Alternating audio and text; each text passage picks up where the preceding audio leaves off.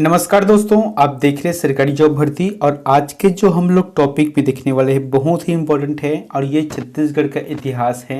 मैंने आपको बताया था कि जब भी अब हम इतिहास के बारे में पढ़ेंगे उसमें कलचुरी शासन यानी कि कोई भी एक ऐसा शासन उठाएंगे जिसके अंतर्गत जो भी प्रश्न बनते हैं उन सभी प्रश्नों को देखेंगे।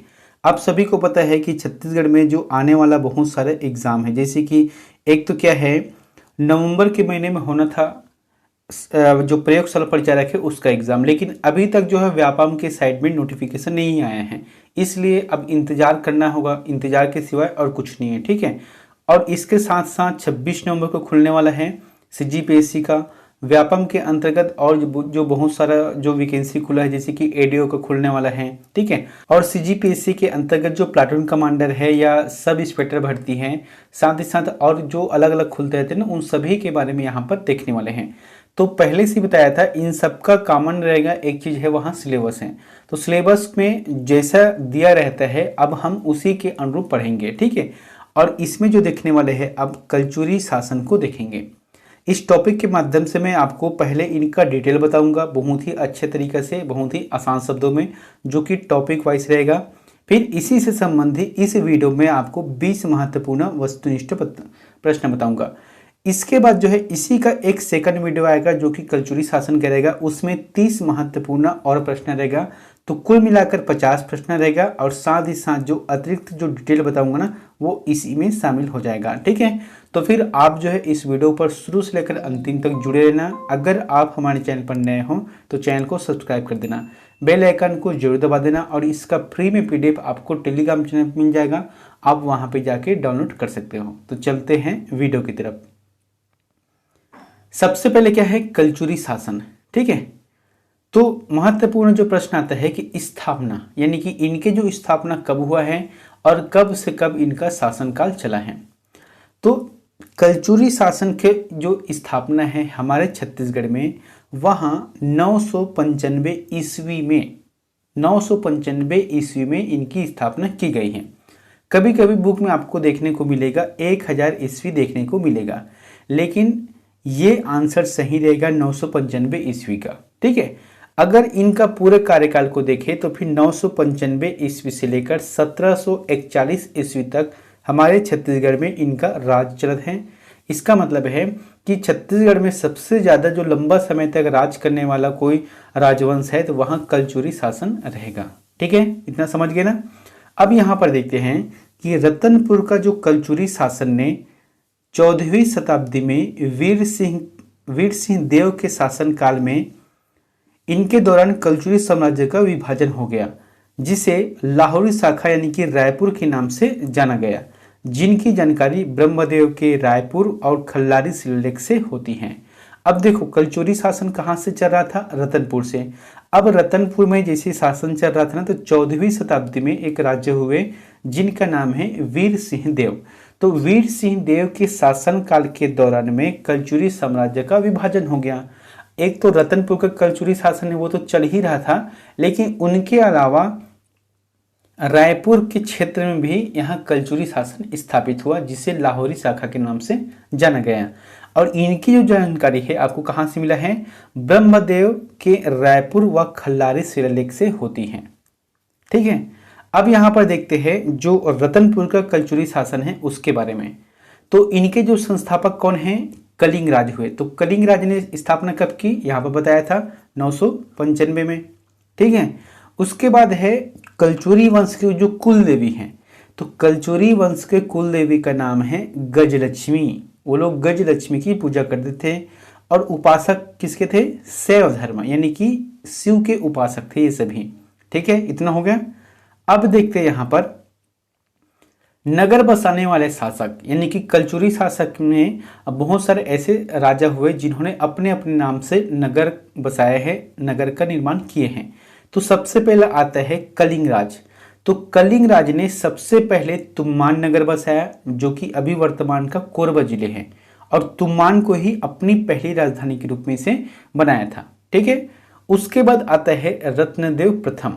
तो रत्नदेव प्रथम जो कि रतनपुर जो शहर है, अभी रतनपुर शहर है जो कि बिलासपुर जिले में है, उसका निर्माण किया था, ठीक है। ये हो गया। उसके बाद आता है जाजलदेव प्रथम। तो जाजलदेव प्रथम ने जाजलपुर नगर की स्थापना की, जो कि अभी वर्तमान में जांजगीर शहर है। ठीक है। उसके बाद आता है बहारेंद्र शाह। तो बहारेंद्र शाह ने छुरी कोसगई, जो कि वर्तमान में कोरबा जिले में है, तो यहाँ पर छुरी कोसगई नामक नगर की स्थापना की है। फिर आता है तखत सिंह। तो तखत सिंह ने तखतपुर नामक नगर की स्थापना की बिलासपुर जिले से। ठीक है दोस्तों, आपको ना ये सभी को याद रखना है, कभी कभी पूछ देते हैं। राज सिंह, तो राज सिंह ने जूना शहर, जो कि राजपुर में है, इनकी स्थापना की है। उसके बाद है रामचंद्र देव। तो रामचंद्र देव ये जो है रायपुर के लाहौरी शाखा के अंतर्गत है। तो इन्होंने जो है रायपुर शहर की स्थापना की, यानी कि जो शहर है इनका नामकरण भी किया है। और नामकरण किसके नाम पर किया है? ब्रह्मदेव राय के नाम पर किया है। किसने? रामचंद्र देव ने। तो आपको यहां पर याद रखना है नगर बसाने वाले शासक। ठीक है। इसके बाद आ जाएगा कलचुरियों की राजधानी। तो कलचुरियों की राजधानी कहाँ कहाँ पर थी, क्योंकि यहाँ से प्रश्न बहुत सारे पूछते हैं कि कलचुरियों ने कहाँ कहाँ पर राजधानी का निर्माण किया है। तो सबसे पहले जो आता है वहाँ तुम्मान रहेगा। तुम्मान जो कि प्रथम राजधानी है, और इनका जो निर्माण है या इसने जो बसाया वहाँ कलिंग राज ने बनाया था। ठीक है, प्रथम राजधानी है।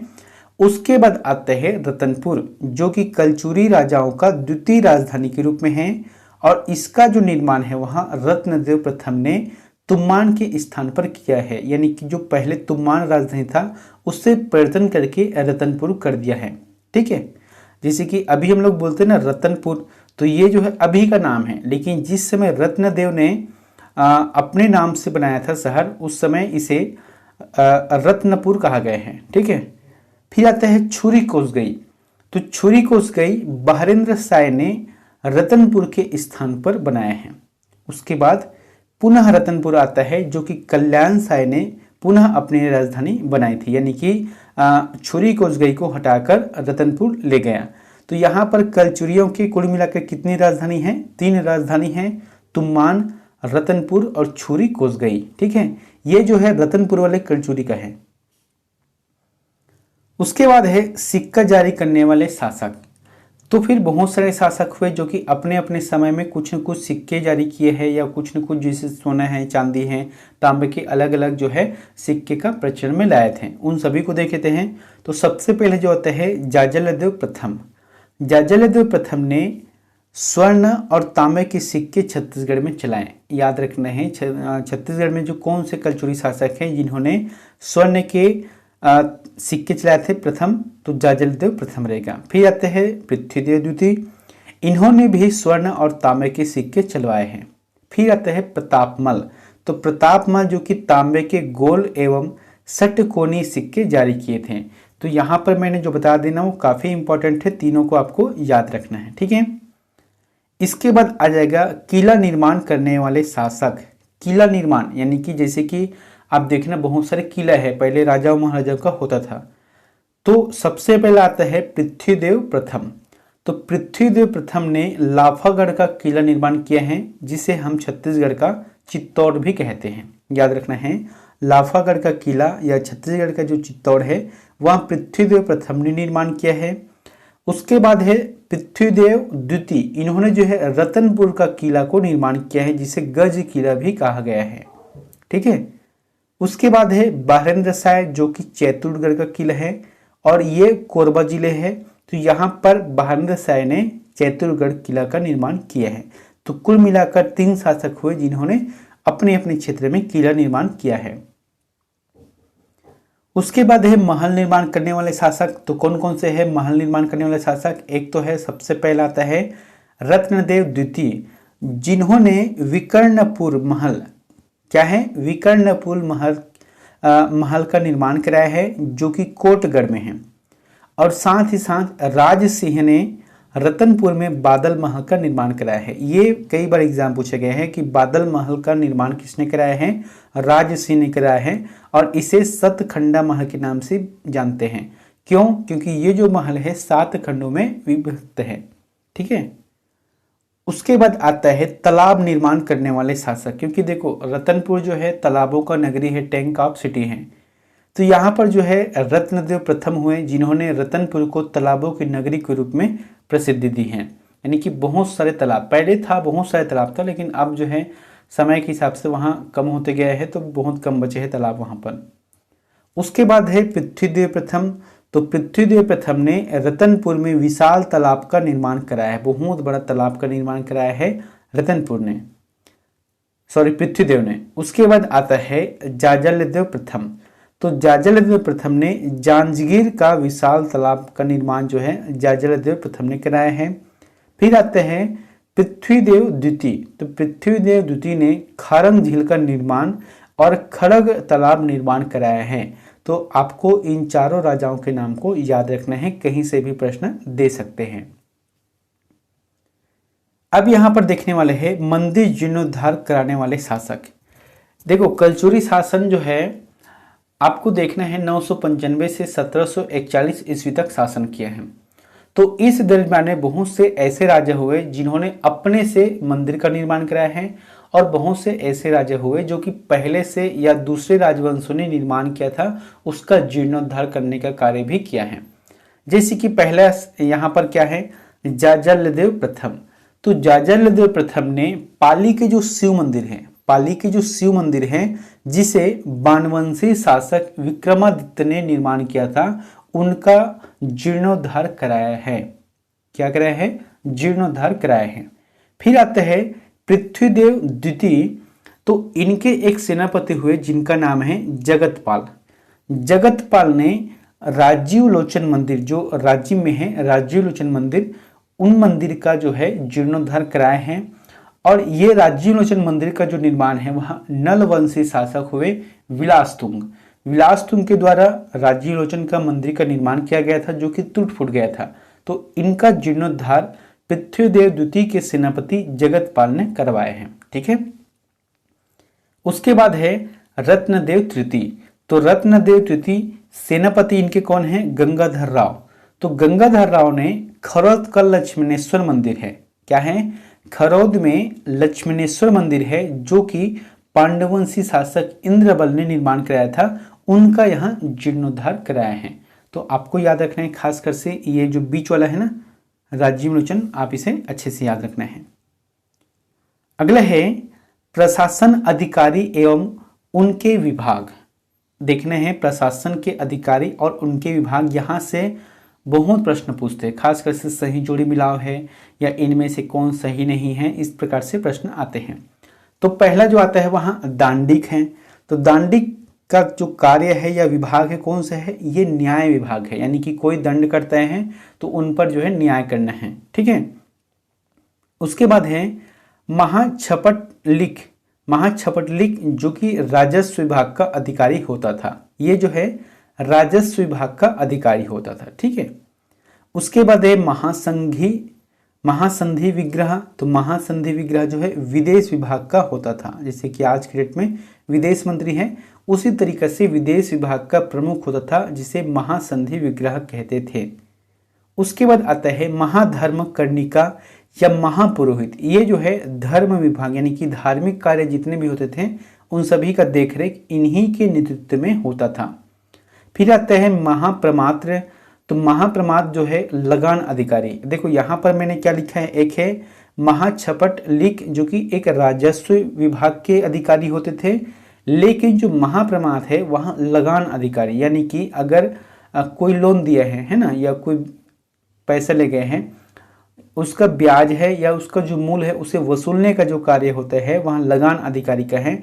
या कोई भी अलग से टैक्स लगाना है, भूमि में कर टैक्स लगाना है, अनाज में लगाना है, या जो भी टैक्स रहते हैं वो महाप्रमात्र का कार्य होता है। उसके बाद है महाप्रतिहार। तो महाप्रतिहार यानी कि ये संचार विभाग का प्रमुख होता था, जो भी सूचना होता है, जो भी जानकारी है वहाँ इन्हीं के माध्यम से होता है। अगला है सोलिक रहेगा। ठीक है, यहाँ पर सोलिक है। तो ये जो है कर संग्रहण अधिकारी है। ठीक है, कर जो संग्रहण है इनका अधिकारी है। फिर आता है महाकोटपाल। तो महाकोटपाल यानी कि दुर्ग या किले का रक्षा करने वाला, जैसे कि किला है, अभी बताया था गज किला है, चित्तौड़गढ़ का किला है, तो इनका रक्षा करने वाला कौन से है? महाकोटपाल रहेगा। फिर आते हैं महाबलाधिकृत। महाबलाधिकृत मुख्य सेनापति होता है जो कि पूरे सेना का संचालन करता है। तो इस प्रकार से है विभाग। अब देखते हैं प्रशासनिक इकाई एवं उनके प्रमुख।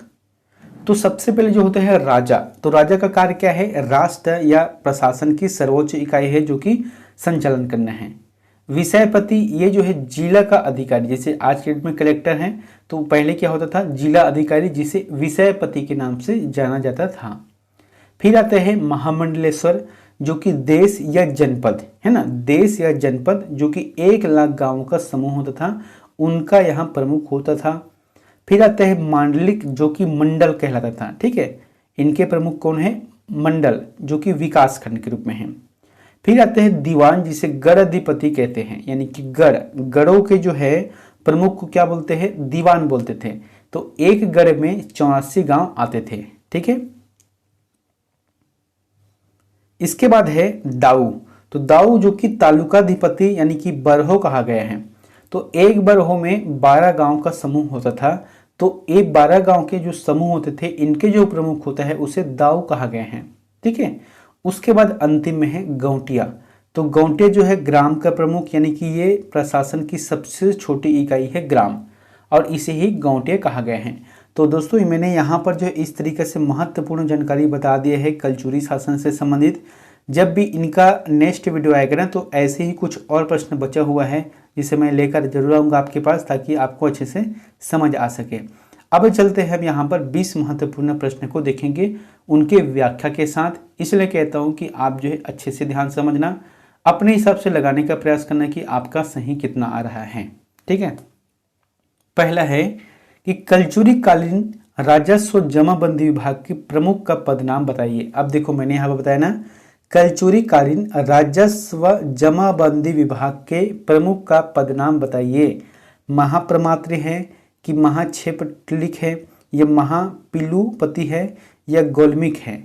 इसका जो आंसर आ जाएगा महाप्रमात्री रहेगा। मैंने बताया था महाप्रमात्री कलचुरी कालीन का लगान अधिकारी होते हैं, या इसे ही राजस्व जमाबंदी विभाग का प्रमुख कहा गया है। ठीक है, इतने समझ गए ना? जैसे कि मैं यहाँ पर बता रहा हूँ फिर से एक बार, ये देखो महाप्रमात्री यानी कि लगान अधिकारी होते थे। ठीक है, और एक है राजस्व विभाग का जो प्रमुख होता है उसे महाक्षेपटलिक कहा गया है।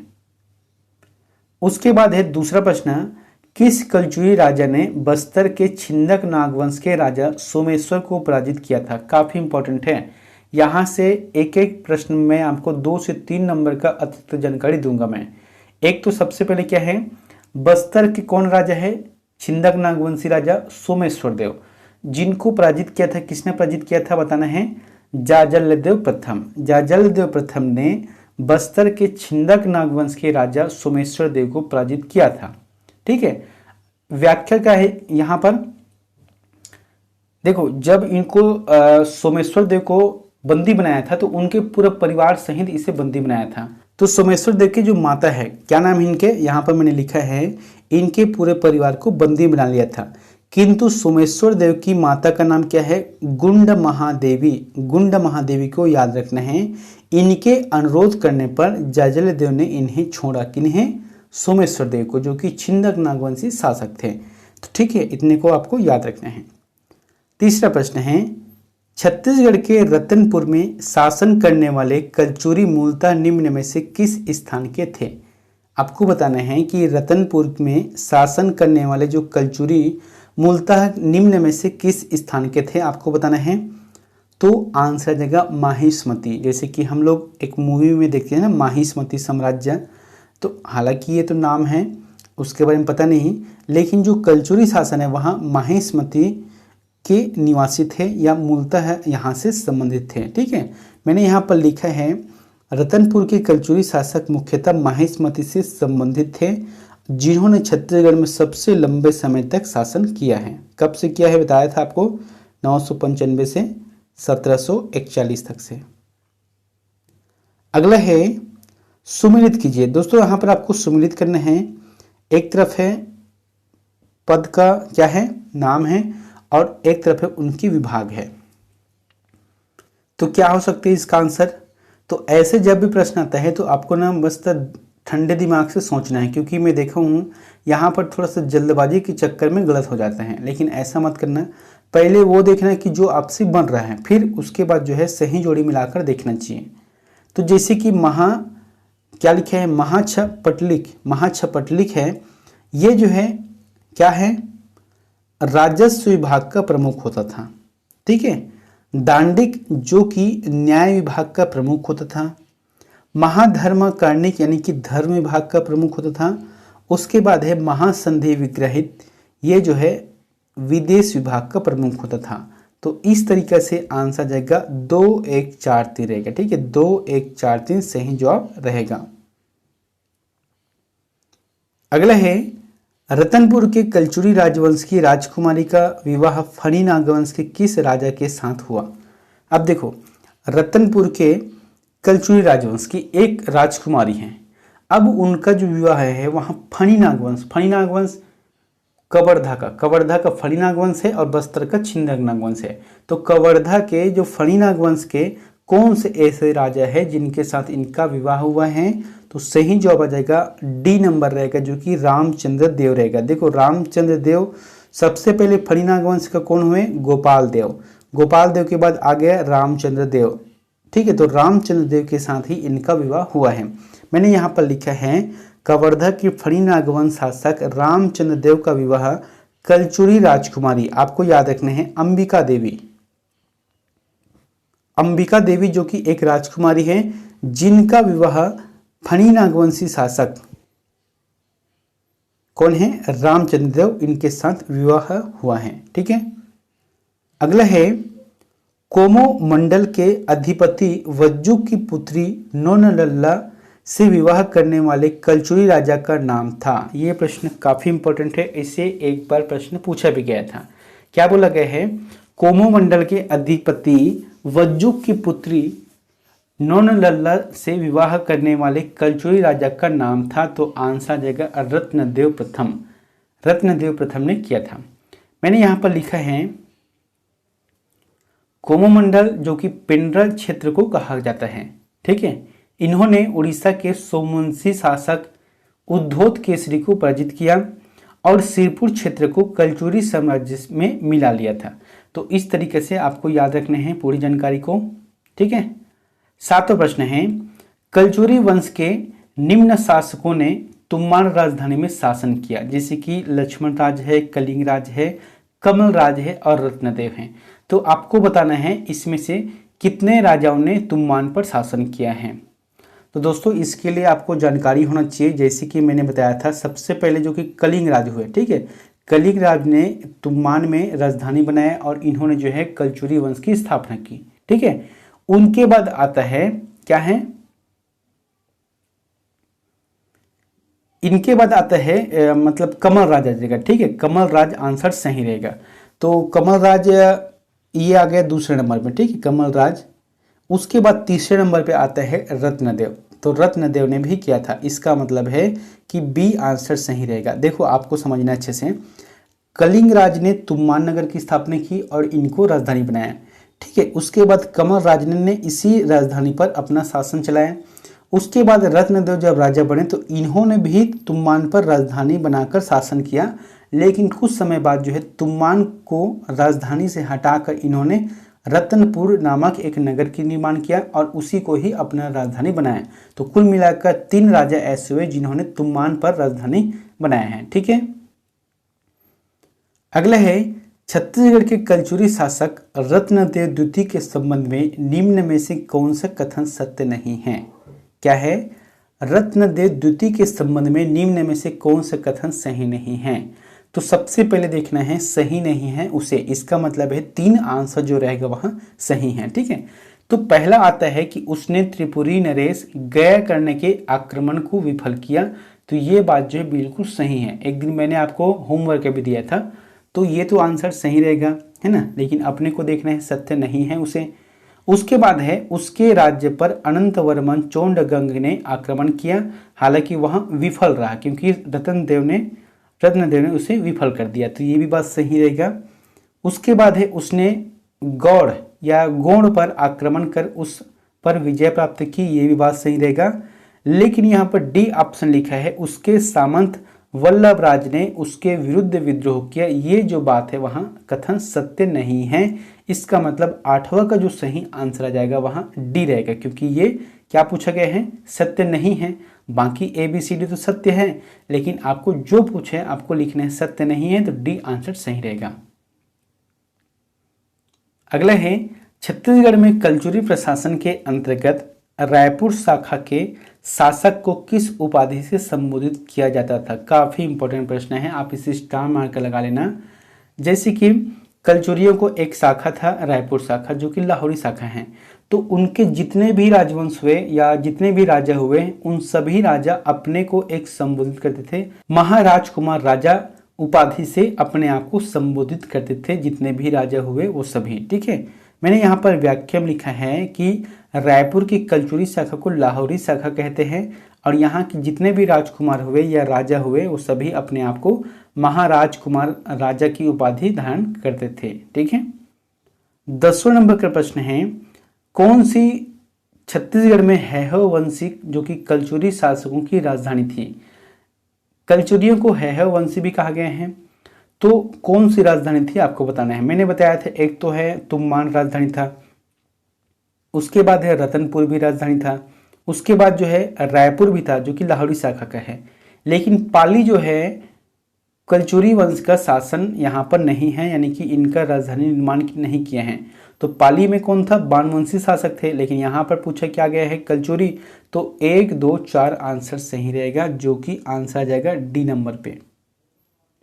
अगला है कलचुरी वंश की रायपुर शाखा का अंतिम शासक कौन था। तो दोस्तों यहाँ पर ना कम से कम 7 से 8 नंबर का मैं आपको प्रश्न बता रहा हूँ, अच्छा ध्यान समझना। क्या है कि कलचुरी वंश की रायपुर शाखा का अंतिम शासक कौन था। रायपुर शाखा मतलब लाहौरी शाखा, इनके अंतिम शासक कौन है, अमर सिंह रहेगा, या अमर सिंह देव भी बोल सकते हैं। ठीक है, अब देखना यहाँ पर तो मैंने 3 प्रश्न बता दिया। आप सभी को पता नहीं कि कलचुरी 2 जगह थे, एक तो रतनपुर का है और एक है रायपुर का है ना, है तो वो कलचुरी ही। तो रायपुर लाहौरी शाखा वंश का प्रारंभ होता है रायपुर में, तो इनके जो संस्थापक है वहाँ केशव देव थे, याद रखना है केशव देव रायपुर के लाहौरी शाखा के संस्थापक थे, ये परंपरागत रूप से हैं। लेकिन सीजीपीएससी ने किसे माना है, रामचंद्र देव को, जो कि लाहौरी शाखा का प्रथम राजा कौन है, रामचंद्र देव है, और इसे ही सीजीपीएससी ने इसे क्या माना है, वास्तविक संस्थापक के रूप में माना है। ठीक है, और इनके लाहौरी शाखा के अंतिम शासक कौन हुए, जो राजा कौन हुए, वो अमर सिंह हैं। अगर प्रश्न आता है कि रतनपुर के जो कलचुरी शासक है उनके प्रथम राजा कौन है, कलिंगराज है, और अंतिम राजा कौन हुए थे, रघुनाथ सिंह हुए थे, क्योंकि रघुनाथ सिंह के समय में 1741 में मराठों ने आक्रमण किया था। ठीक है, 12वें नंबर का प्रश्न है, कौन से कलचुरी राजा ने पहली बार सोने के सिक्के छत्तीसगढ़ में चलाए थे। काफी इंपॉर्टेंट है, कौन से कलचुरी राजा ने पहली बार सोने के सिक्के छत्तीसगढ़ में चलाए थे, तो आंसर जाएगा जाजलदेव प्रथम। जाजलदेव प्रथम ने सोने और तांबे के सिक्के चलाए थे। मैंने यहाँ पर लिखा है कलचुरी वंश का सबसे शक्तिशाली जो शासक हुए वहाँ जाजलदेव प्रथम हुए थे। इन्होंने अपने नाम से सिक्के जारी करवाए, जिसमें एक तरफ, क्योंकि सिक्के के 2 पहलू होते हैं, तो एक तरफ श्रीमद जाजलदेव लिखा होता था और दूसरी तरफ जो है गर्जशूल अंकित होता था। तो कुल मिलाकर आपको याद रखने हैं जाजलदेव प्रथम को। 13वां नंबर का प्रश्न है क्या है कि रतनपुर के कलचुरी वंश के निम्नलिखित किस शासक ने सकल कोसलाधिपति की उपाधि धारण की थी। दोस्तों आपको याद रखना है सकल कोसलाधिपति की उपाधि, ये जो है कलचुरी वंश के पृथ्वीदेव प्रथम ने सकल कोसलाधिपति की उपाधि धारण की थी। कभी कभी यहाँ पर एक चीज और आते हैं, सकल कोसलाधिपति की जो उपाधि है वहाँ सिरपुर के जो पांडुवंशी शासक हुए थे, जिसका नाम क्या है, तीवरदेव, इन्होंने भी अपने आप को सकल कोसलाधिपति की उपाधि धारण की थी। अगले है 14 नंबर का प्रश्न है, तुम्बान से शासन करने वाले अंतिम कलचुरी शासक कौन था। अब आपको बताया था आपको तुम्बान के बारे में, तुम्बान में कौन आया, पहले कलिंगराज के बाद कौन आया, कमलराज के बाद रत्नदेव प्रथम, तो इन्होंने जो ही तुम्बान में शासन किया और रतनपुर को राजधानी बनाया। तो आंसर क्या जाएगा, सी नंबर सही रहेगा, जो कि रत्नदेव प्रथम रहेगा। अगला है, कुलचुरी काल में इस राज्य को सती प्रथा प्रचलित थी, जिसके प्रमाण रतनपुर में इनके रूप में प्राप्त होते हैं। तो कहने का मतलब ये है कि कलचुरी काल में सती प्रथा का उल्लेख मिलता है, तो इनका जो प्रमाण है वहाँ रतनपुर में इनके रूप में होती है। तो किस नाम से होती है, सती चौरे। रतनपुर में जाओगे तो वहाँ पर देखना एक सती चौरे करके चबूतरा है ना। तो इससे प्रमाण होता है कि कलचुरी काल में सती प्रथा का उल्लेख था या उनका जो प्रचलन चल रहा था। अगला है, 1741 में इस राज्य पर मराठा आक्रमण के समय रतनपुर राज्य का कलचुरी शासक निम्न में से कौन था। काफी इंपॉर्टेंट है, अब आप इस चीज को समझना। ये क्या था कि उस समय जो अंतिम शासक थे वहां रघुनाथ सिंह थे। ये रतनपुर की बात है, मैंने आपको बताया था वो क्या है, लाहौरी शाखा, जो कि अंतिम शासक कौन थे, अमर सिंह थे, लेकिन यहाँ पर कौन है, रघुनाथ सिंह हैं। तो ये जो है 1741 में भोसला शासक कौन है, रघुजी प्रथम के सेनापति कौन है, भास्कर पंत ने आक्रमण किया और जिसमें रघुनाथ सिंह पराजित हो गए और वहां भाग गए थे, युद्ध से भाग गए थे। तो आपको याद रखना है अंतिम शासक कौन हुए, रघुनाथ सिंह हुए थे, और इसी के बाद से छत्तीसगढ़ में जो कलचुरियों को जो वंश था वहां समाप्त हो गया। अगला है, किस कलचुरी शासक ने बादल महल बनवाया था। काफी इंपॉर्टेंट प्रश्न है, कौन से कलचुरी शासक हुए जिन्होंने बादल महल का निर्माण कराया। ये रहेगा राज सिंह देव रहेगा, राज सिंह देव इसका आंसर सही रहेगा। मैंने यहाँ पर लिखा है राज सिंह देव ने रतनपुर में, ये क्या है, रतनपुर में है, रतनपुर के जो जंगल है वहाँ पर है, बादल महल का निर्माण कराया और यह महल राजपुर नगर में स्थित है। चूंकि यह महल 7 तलों में विभक्त है, इस कारण इसे सतखंडा महल के नाम से भी जानते हैं। 18 नंबर का प्रश्न है कि रायपुर की स्थापना किस कलचुरी राज्य द्वारा की गई।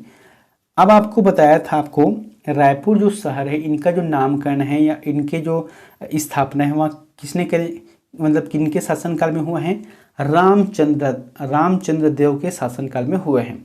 तो रामचंद्र देव जो रायपुर कलचुरी के लाहौरी शाखा के प्रथम राजा हुए थे, जिन्होंने ब्रह्मदेव राय के नाम पर रायपुर का नामकरण किया था। 19वें नंबर का प्रश्न है, रतनपुर के महामाया मंदिर किसके शासनकाल में बनाया गया था। तो रतनपुर के महामाया मंदिर जो है रत्नदेव प्रथम के शासनकाल में बनाया गया था, क्योंकि मैंने यहाँ पर लिखा है कलचुरी शासक रत्नदेव प्रथम ने 11वीं शताब्दी में, है ना, 11वीं शताब्दी में रतनपुर नामक नगर की स्थापना की, साथ ही साथ उसे अपनी राजधानी बनाया और वहीं पर ही एक महामाया मंदिर का निर्माण कराया है। ठीक है, जो आज हम लोग दर्शन करने जाते हैं वही मंदिर है।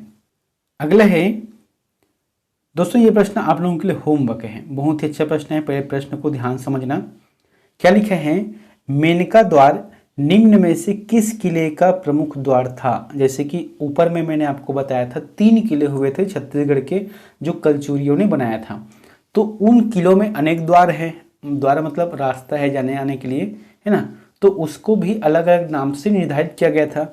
तो आपको बताना है जो मेनका द्वार है निम्न में से किस किले का प्रमुख द्वार था, ये प्रश्न पूछा भी गया है। ऑप्शन है रतनपुर का किला है, दूसरा है चैतुरगढ़ का किला है, तीसरा है लाफागढ़ का किला है, या चौथा है खुसगई का किला है। इन चारों में से आपको बताना है कि कौन सा ऐसा किला है जिनके द्वार को मेनका द्वार कहा गया है। तो आंसर हमें कमेंट बॉक्स पर जाकर जरूर कमेंट करें। मिलते हैं नेक्स्ट वीडियो में एक नई जानकारी के साथ। Thank you.